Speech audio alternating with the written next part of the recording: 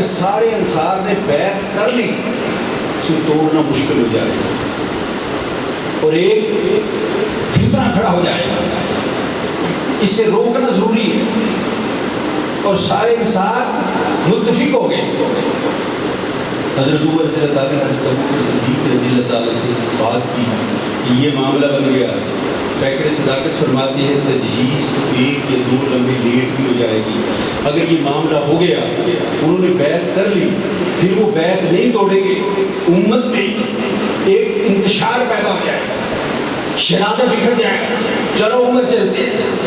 جب یہ دونوں نکلے ان کے ساتھ ابو عبیدہ ابن الجراح وہ بھی ساتھ ہو دار الندوہ میں پہنچے، تمام انصار اکٹھے بیٹھے اس بات پر متفق ہو چکے ہیں کہ امیر خلیفہ انصار میں سے ہو، حضرت سعد بن عبادہ رضی اللہ تعالیٰ امیر ہوں گے۔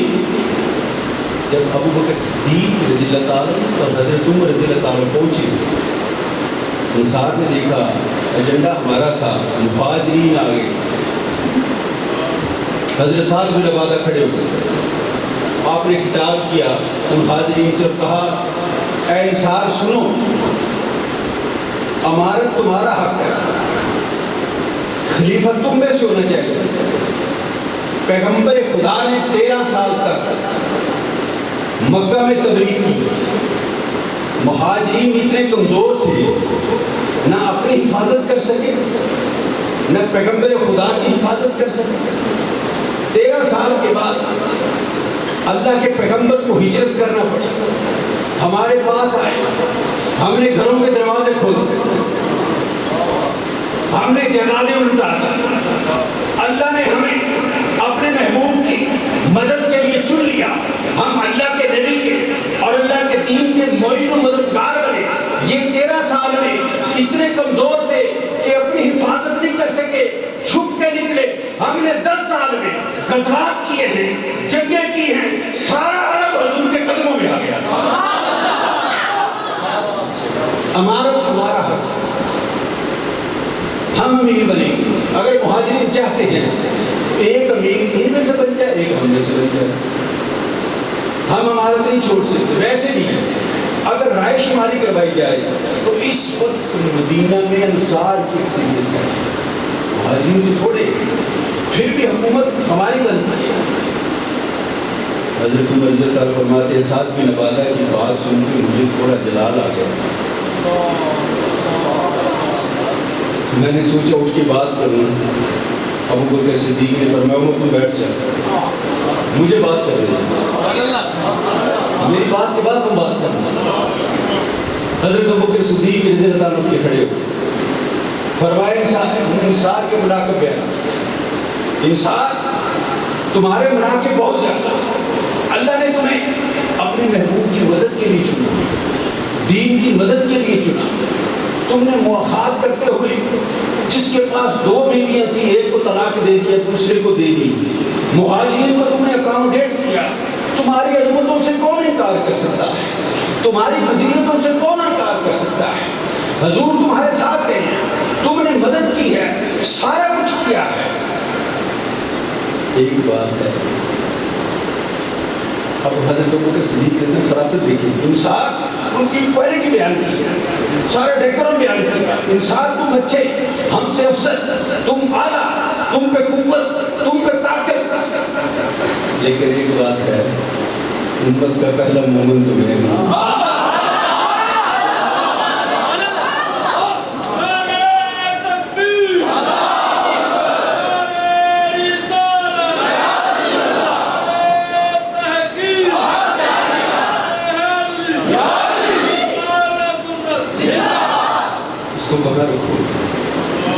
انصار قرآن پڑھ لو، جب اللہ نے ذکر کیا نا مہاجرین کو انصار کا، پہلے مہاجرین کا کیا بعد میں انصار کا کیا، اور پہلے کلمہ ہم نے پڑھا، اولون اور سابقون میں فرق ہے، ٹھیک ہے۔ پھر ہم نے پوچھا تھا یا رسول اللہ صلی اللہ علیہ وسلم امامت کس کی، سرداری کس کی؟ آپ نے فرمایا الائمۃ للقریش، امیر قریش میں سے۔ اے انصار سنو، بدر کا مقام سنو، جب تم بدر کے مقام پہ نکلے تھے لڑنے کے لیے، پہلے قریش نے، کفار نے تم سے لڑنے سے انکار کر دیا تھا، کہتے تھے ہم ان سے لڑنا ہماری توہین ہے، کسی قریشی کو بھیجو۔ حضور نے علی کو بھیجا تھا، تمہیں یاد ہے؟ ہاں، ارے جو لڑنا تم سے پسند نہیں کرتا، قریش تمہاری امانت کیسے قبول کرے گا؟ بتاؤ۔ اور تم یہ بات کہتے ہو ایک امیر ہم میں سے ہو، ایک مہاجرین میں سے، ایسے نہیں، امیر ہم ہوں گے، تم ہمارے وزیر ہو گے، تم ہمارے وزیر ہو گے۔ کتنی اہم میٹنگ ہو گئی۔ میں کہتا ہوں ابو بکر کا وجود امت کی انسان ہے، امت کو ایسے پہلے سے رکھا ہوا انسان میں مانتا ہوں، تمہارے معاملات سب ٹھیک ہے، لیکن یہاں کہاں رکھو؟ مہاجرین کی خدمتوں کو کہاں رکھو؟ سب سے پہلے اسلام قبول کرنے والوں کو کہاں رکھو؟ اگلی بات، یہ خطاب ہے حضرت ابو بکر صدیق، فرماتے ہیں اگلی بات، تم سارے حضور کے صحابی ہو، مومنین ہو، تم میں سے کوئی حضور کا رشتہ دار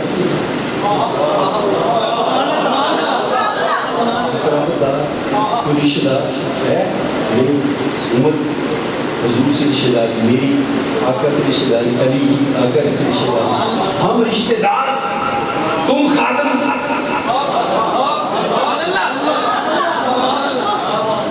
بتاؤ۔ انصار خاموش، احباب ابن منظر کھڑے ہوئے، انصار کے صدیق کہنے لگے یار انصار یہ بتاؤ تم نے جانے کوئی حکومت کے لیے لڑائی تھی؟ تم نے اس خلافت کے لیے لڑے تھے؟ نہیں، ہم تو رسول اللہ کی رضا کے لیے لڑے تھے۔ اور یہ آقا کے رشتہ دار ہیں، ارے کل ان کے لیے گھروں کے دروازے کھول دیے، باغات کھول دیے، زمینیں بانٹ دی، سب کچھ کیا، آج بھی ہمارے دل دیدہ و فرشدہ۔ ابھی اصول ہوتا ہے چناؤ کا اصول کیا ہوتا ہے؟ میں نے پریزیڈنٹ کی سیٹ پہ اس مسجد کی انتظامیہ کوئی میں نے پریزیڈنٹ کی سیٹ پہ لڑنا ہو نا، میں دو آدمیوں کو منتخب ہوں، میں کہوں گا قاری صاحب اور افسر صاحب، یہ دو میرے نمائندے ہیں، میں نے چنتا ہوں، یہ اصول ہے۔ جب یہ چنے جائیں گے پھر یہ مجھے چنیں گے، پھر یہ کہیں گے کہ ہم تو ان کے چنیدہ ہیں لیکن ہم اوت کرتے ہیں ان پہ ہماری طرف سے یہ صدر ہوگا۔ حضرت ابو بکر صدیق رضی اللہ عنہ فرمایا میں ابو عبیدہ ابن الجراح اور عمر رضی اللہ عنہ کے حق میں بیعت کرنے کے لیے تیار ہوں، میری طرف سے ان دونوں میں سے کوئی خلیفہ ہو جائے۔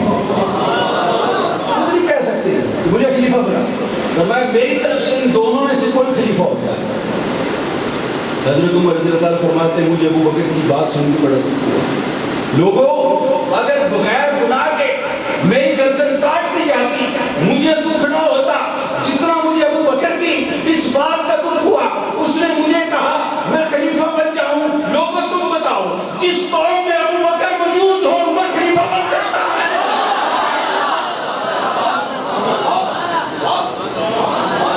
میرا دل ٹوٹ گیا، ابو بکر یہ تم نے کیا کہہ دیا؟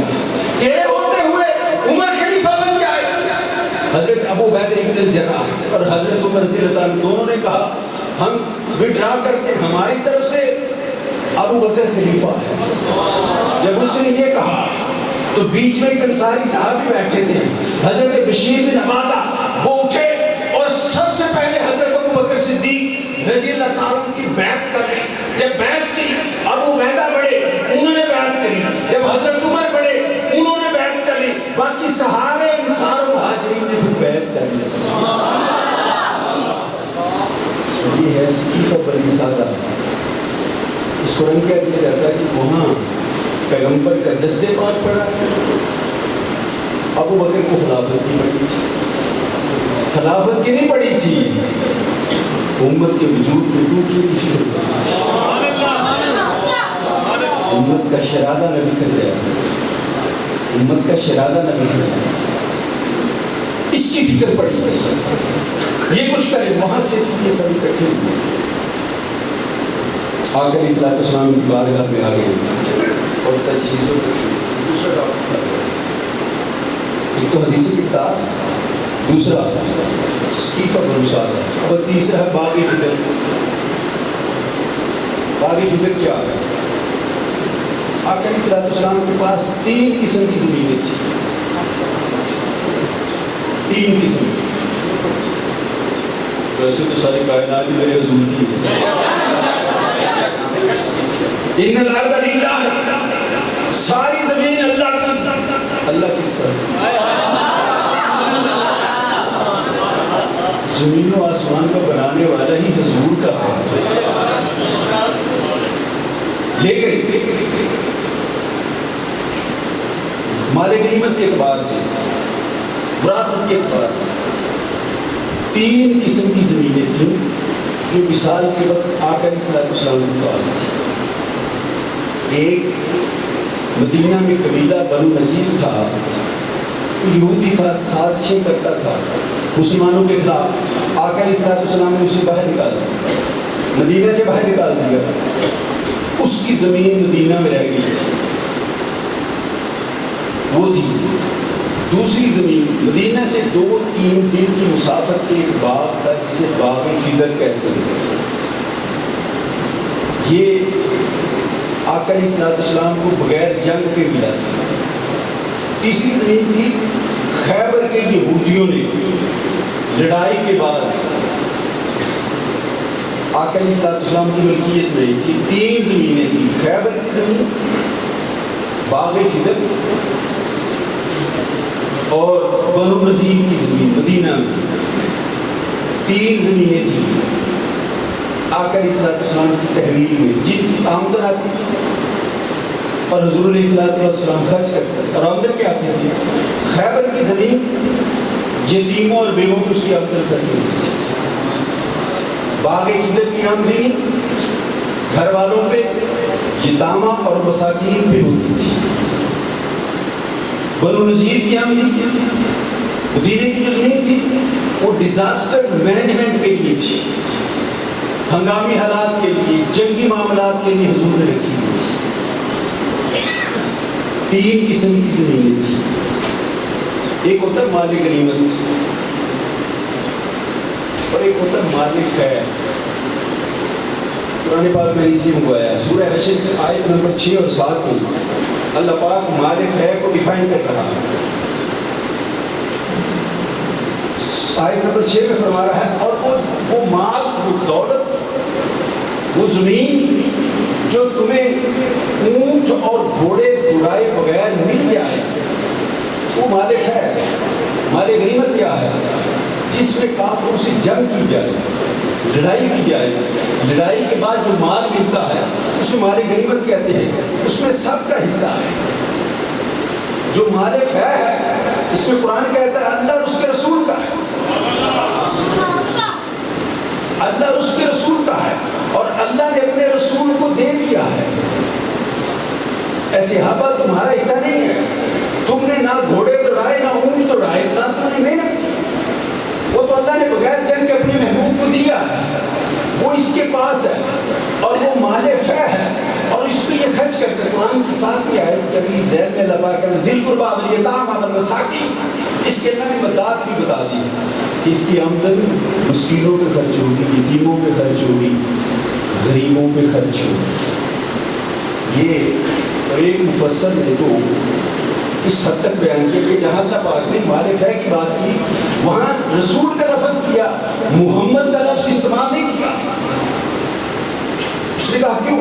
اس نے کہا حضور کی 2 حیثیتیں، ایک محمد بن عبداللہ، دوسری محمد الرسول اللہ۔ اعلان نبوت سے پہلے محمد بن عبداللہ ہے اور اعلان نبوت کے بعد محمد الرسول اللہ ہے، اور جو محمد کے نام ہوگی وہ رشتہ داروں میں جائے گی، اور رسول کا نام ہوگی وہ امت میں بھی جائے گی۔ اس آیت میں سورہ حشر کی آیت نمبر 6 اور 7 میں اللہ پاک رسول کا نام لے رہا، یہ نہیں کہتا اللہ نے دی ہم نے محمد کو، نہیں، فرمایا رسول کو دی ہے، رسول کو غریبوں کا دی ہے، اور آگے کہہ رہا ہے القربہ والایتام والمساکین، غریبوں کے لیے، یتیموں کے لیے، مسکینوں کے لیے، اور حضور اس کی آمدنی پہ خرچ کرتے ہیں۔ فے کیا ہے؟ میں نے پہلے ڈیفائن کیا، مال غنیمت وہ ہے جو جنگ کر کے آئے، اور فے وہ مال ہے جو بغیر لڑائی کے نبی کو مل جائے۔ اور فے کا معنی ہے رجوع کرنا، فے کا معنی ہے رجوع کرنا، یعنی جو مال واپس پلٹ آئے۔ ایک مفسر اس کی مثال دی ہے کہ جب سورج ڈھل جاتا ہے اور اس کا سایہ مشرق کی طرف آ جاتا ہے، اسے بھی فے کہتے ہیں، کیونکہ سایہ اپنی اصل کی طرف جا رہا ہے۔ جدھر سے سورج طلوع ہوا تھا ادھر سایہ جا رہا ہے، اسے فے کہتے ہیں۔ فے وہ مال ہے جو اپنی اصل کی طرف آ جاتا ہے۔ معنی یہ بنا، یہ مال اللہ نے اپنے رسول کو دے دیا ہے اور اس کا ہے۔ وراثت کیا ہوتی ہے؟ وراثت کیا ہوتی ہے؟ حضور نے فرمایا، مال اور انبیاء